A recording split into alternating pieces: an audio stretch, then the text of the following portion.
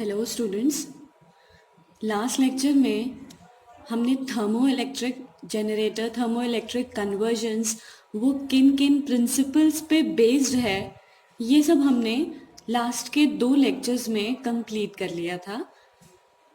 And इस lecture में मतलब इसमें हमारे दो टॉपिक थे एक साथ, thermo electric convergence and thermionic convergence. तो हमने सिर्फ अभी थर्मो इलेक्ट्रिक कन्वर्जन्स और पावर जनरेटर के बारे में पढ़ा है कि वो किस प्रिंसिपल पे बेस्ड है, उसके जनरेटर की कंस्ट्रक्शन, वर्किंग, उसके एडवांटेजेस, उसके एप्लीकेशंस, ये सब हमने इसके पहले के लेक्चर में पढ़ा है।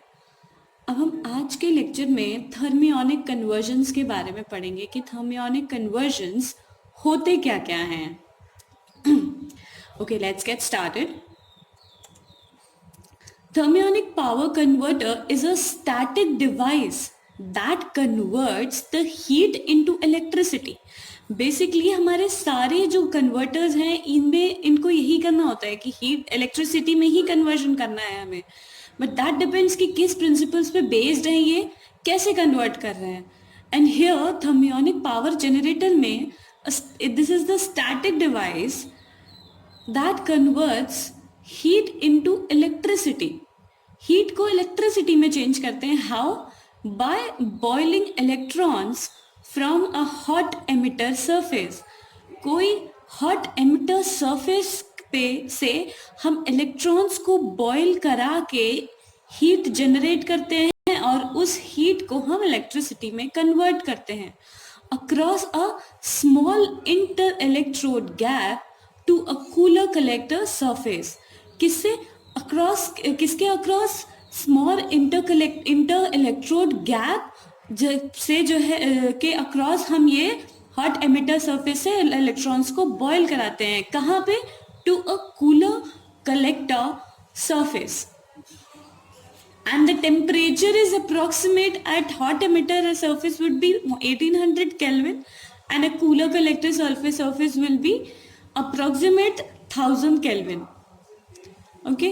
Then next is the thermionic generator consists of one or more of these converters coupled to give a desired output.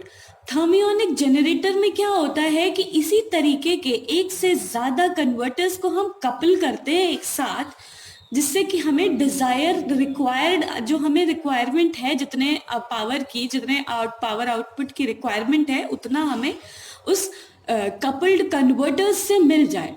तो बेसिकली हम बहुत सारे थर्मियोनिक पावर कन्वर्टर्स को एक साथ कपल करके जो हम पावर आउटपुट जनरेट कर रहे हैं, that will be called as thermionic generator. Thermionic generators can be operated from any primary heat source. इनको हम किसी भी प्राइमरी हीट सोर्स से हम ऑपरेट कर सकते हैं। For low power level that which will be 3 kilowatt और लेस, सोलर एनर्जी को हम यूज कर सकते हैं। और हाई पावर लेवल के लिए यानी कि 50 किलोवाट और मोर के लिए हम न्यूक्लियर हीट सोर्स भी यूज कर सकते हैं। ये डिपेंड करता है कि हमें कितना पावर लेवल चाहिए। कम के लिए हम solar energy will be enough solar energy will be enough as a heat source for the thermionic generator, and for producing high power output we need a large heat source which can be useful for operating thermionic generator and producing that required amount of power. That will be nuclear heat source, क्योंकि यहाँ से बहुत ज्यादा amount की heat generate होती है। Next, if we go in history, in 1883, Edison discovered the release of electrons from a hot body. Edison ने discover किया कि इलेक्ट्रॉन्स का रिलीज हॉट बॉडी से। एंड इन 1904 फ्लेमिंग ने इन्वेंट किया कि थर्मियोनिक डायोड रेक्टिफायर फ्लेमिंग ने invent किया। फिर स्क्लिक्टर ने प्रपोज किया थर्मियोनिक कन्वर्जन्स 1915 में। तो ये काफी मतलब पहले से ये लोग इस पे काम कर रहे हैं, धीरे धीरे उसको स्टेप बाय स्टेप इन्होंने अपने प्रोसेस में आगे बढ़े हैं ये। तो 1903 में थर्मियोनिक डायोड रेक्टिफायर के बारे में हमें सिर्फ पता चला था। फिर 1915 में क्या हुआ? स्क्लिक्टर ने प्रपोज किया थर्मियोनिक कन्वर्जन्स की होते क्या है, और उसके बाद काफी टाइम बाद after 1950 serious research began on this topic. Now here we study about the various common components of thermionic converters. Converters के लिए हमारे common component क्या क्या है? This will be the inter-electrode space. ये proper space है. These are the space charge neutralizing ion hot emitter. ये hot emitter है. ये cold collector है. जैसे कि हमने उसमें था कि इलेक्ट्रॉन्स को हम बॉयल करते हैं कहाँ से? हॉट एमिटर से. तो हॉट एमिटर से इलेक्ट्रॉन्स बॉयल होके किधर जा रहे हैं? कोल्ड कलेक्टर पे. यहाँ से हम हीट जो है यहाँ से हम रिसीव करेंगे ये. और ये यहाँ पे इलेक्ट्रिकल लोड लगा हुआ है, इलेक्ट्रिकल फीड थ्रू लगा है. ये हमारा क्या है? हीट सोर्स है. And this will be a heat sink. यहाँ से हम हीट को सप्लाई करेंगे, यहाँ से हम हीट को कलेक्ट कर लेंगे.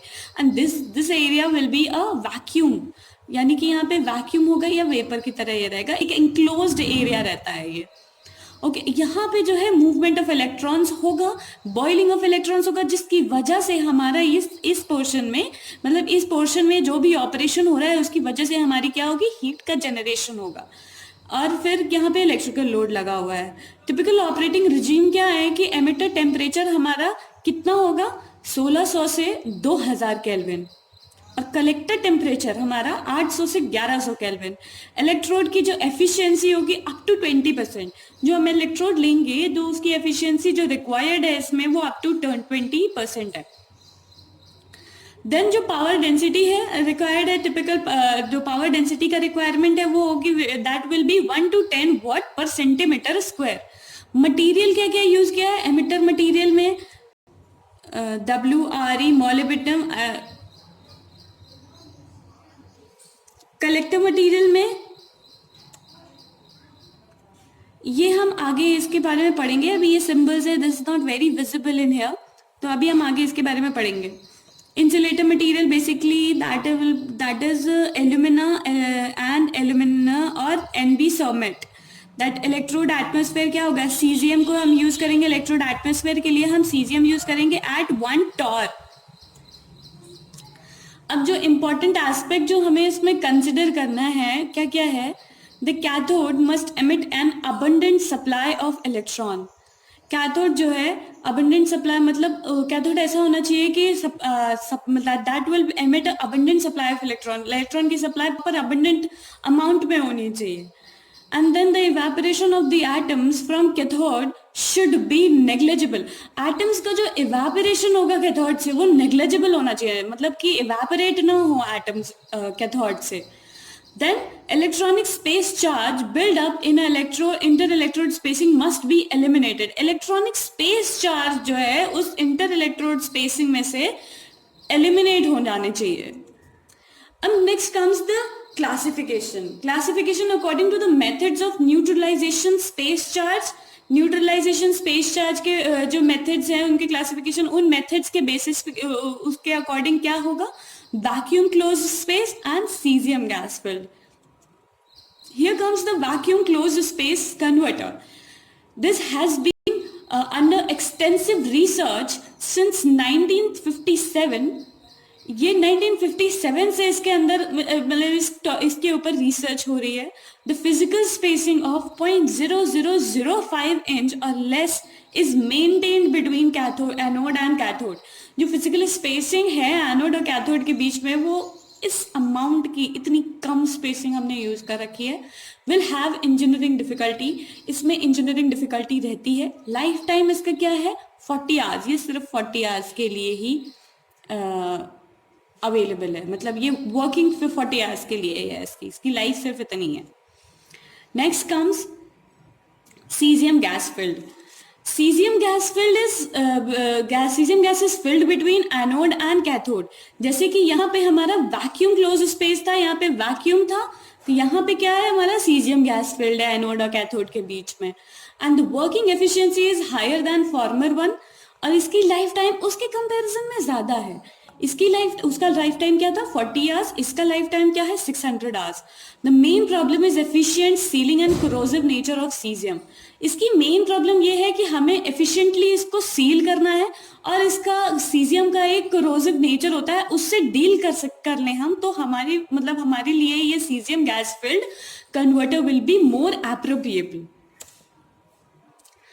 Next comes the advantages. Rotating equipment is not employed. इसका एडवांटेज क्या है कि this is a static device, so rotating equipment का रिक्वायरमेंट तो है ही नहीं. Liquid vapour phase problem does not exist. Liquid vapour phase की प्रॉब्लम भी एग्जिस्ट नहीं करती है. Separators for fluids are not required. Fluids के लिए सेपरेटर्स का भी रिक्वायरमेंट नहीं है.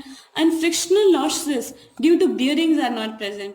फ्रिक्शनल लॉसेस जो बियरिंग्स की वजह से क्रिएट होते हैं वो इसमें प्रेजेंट ही नहीं है. Here comes the disadvantages. Individual converters are low voltage, high current devices. अगर हम individually उसको ले रहे हैं तो क्या उसमें low voltage produce होगा और high current devices हैं. ये high current की requirement है और low voltage produce हो रहा है.